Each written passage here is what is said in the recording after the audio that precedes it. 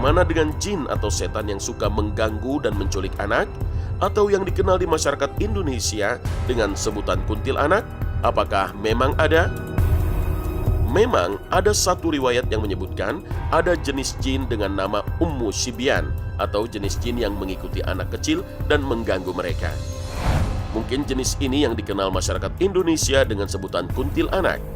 Disebutkan, siapa yang melahirkan anak kemudian ia mengazankannya di telinga kanan dan mengiqomahkan di telinga kiri, maka ia tidak akan tertimpa bahaya Ummu Sibyan. Hadis riwayat Ibnu Sunni. Akan tetapi hadis tentang Ummu Sibyan ini dinilai dhaif atau lemah oleh para ahli hadis. Bahkan ada yang mengatakan hadis ini palsu. Akan tetapi, anak-anak memang tidak luput dari gangguan setan dari golongan jin. Bahkan tidak hanya sekedar diganggu, tapi juga memungkinkan untuk diculik.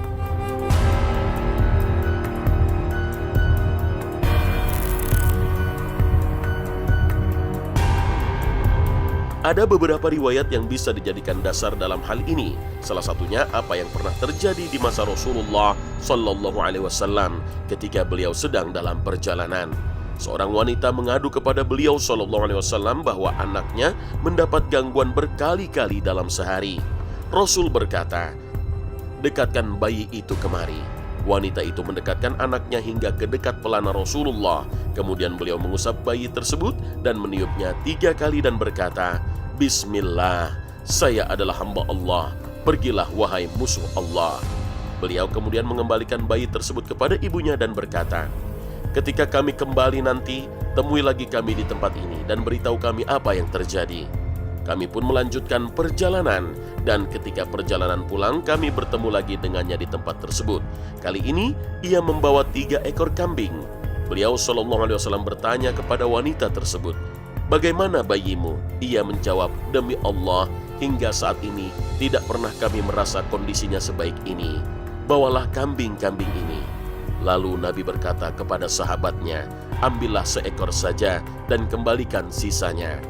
Hadis riwayat Ahmad.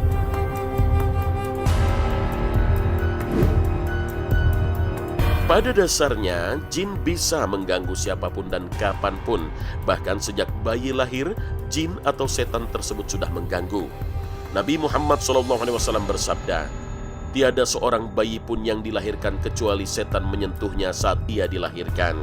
Lalu ia mengeluarkan suara jeritan karena sentuhan setan padanya, kecuali Maryam dan anak laki-lakinya." Hadis riwayat Bukhari dan Muslim.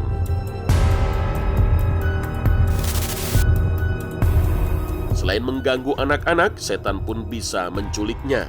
Oleh karena itu Rasulullah senantiasa berpesan, "Ketika malam datang, tutuplah bejana kalian, ikatlah tempat-tempat penyimpanan air, dan tutuplah pintu dan tahanlah anak-anak kalian. Sesungguhnya itu adalah waktunya setan menyebar dan menculik." Hadis riwayat Bukhari. Imam Ibnu Abdil Bar menafsirkan penculikan tersebut dalam arti yang sebenarnya. Selain itu juga ada beberapa riwayat lain yang terjadi di masa para sahabat yang menceritakan terjadinya penculikan oleh jin terhadap manusia. Imam Ibnu Hajar menyebutkan ada 2 alasan kenapa anak-anak rentan terhadap gangguan setan. Pertama, terkadang mereka belum bisa membersihkan dirinya dari najis, karena setan sangat suka dengan kotoran dan najis. Faktor yang kedua, anak kecil juga belum bisa membentengi dirinya dengan zikir kepada Allah. 2 hal inilah yang menjadikan mereka rentan menjadi objek gangguan setan. Orang tualah yang seharusnya melindungi dan menjaga anak-anaknya yang masih kecil dan lemah.